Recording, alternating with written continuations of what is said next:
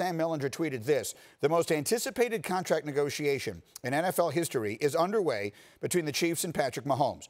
The result will be a deal unlike any other, with potential new precedents that could change future talks." And our football crew is ready. Louis Riddick is with me this morning, Rob Ninkovich, and Dan Graziano is here as well, our insider. And Dan, I'll start with you. Like, specifically, what might we be talking about there when he says things that could change future talks? What could we be discussing there? There's any number of things that could be discussing, including, obviously full guarantees and, can you tie the contract to percentage growth of the salary cap, and a lot of things that have been talked about in recent years in other big quarterback deals.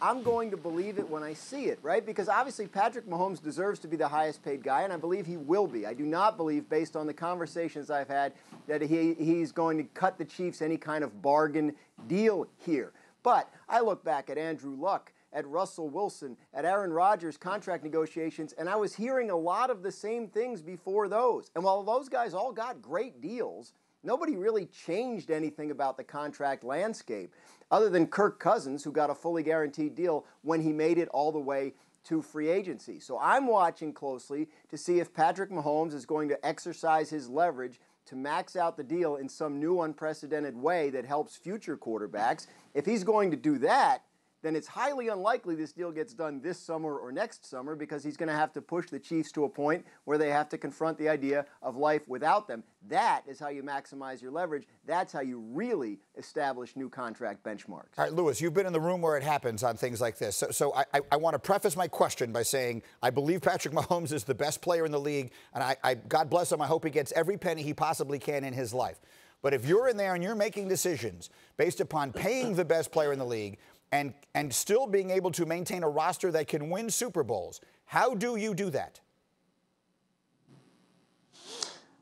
Yeah, it's interesting because, look, Patrick's job is not to manage your salary cap from a salary cap management standpoint. That's not his job. So really, it's not one of these situations where, that's his responsibility, nor does that need to be on the forefront of his mind. I think obviously you tried to communicate and you tried to explain to him, hey, look, we understand how important you are to us, and we have made it no secret how important you are to us, and we know that this contract is going to be record-setting. We know it's going to be talked about in sports media for a long time, and we're fully prepared for that. But that being said, understand, we can pay you as much as you potentially want.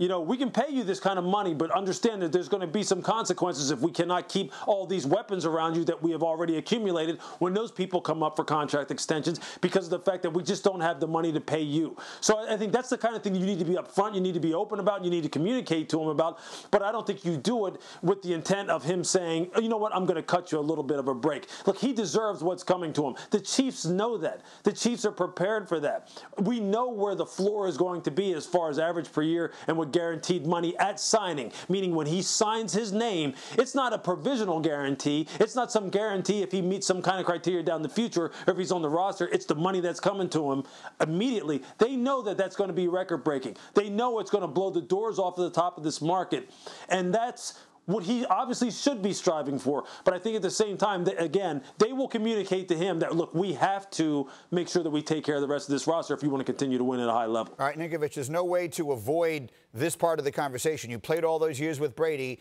and he routinely took less money than he might otherwise have made, and you guys did a whole lot of winning. What impact do you think Tom Brady's contract situation had on all the success the Patriots have had? Well, I mean, it had a big impact. Look, when you have the best quarterback in the NFL taking a little bit less, when you're a linebacker or DB or tight end and you go to the negotiating table and they say, look, we can't give you the highest paying contract. Look, at the best quarterback in the NFL is making less. I mean, it changes the whole dynamic of just shaping the roster and your cap availability to give it to other players. So when I look at the Kansas City Chiefs, they ask, hey, what do you want, Mahomes? Pat Mahomes, what do you want? Because the ball's in your court. You want to be the highest paid quarterback, this might affect you down the road. If you want to take a little bit less, you might be able to win 4, 5, 6, I don't know. So it's going to be up to him. It's going to be up to the team to try and manage this whole thing to where both sides are happy. At the end of the day, this is a potential overproduction league.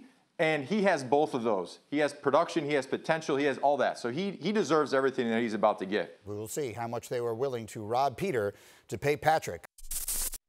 Thank you for watching ESPN on YouTube. For live streaming sports and premium content, subscribe to ESPN+.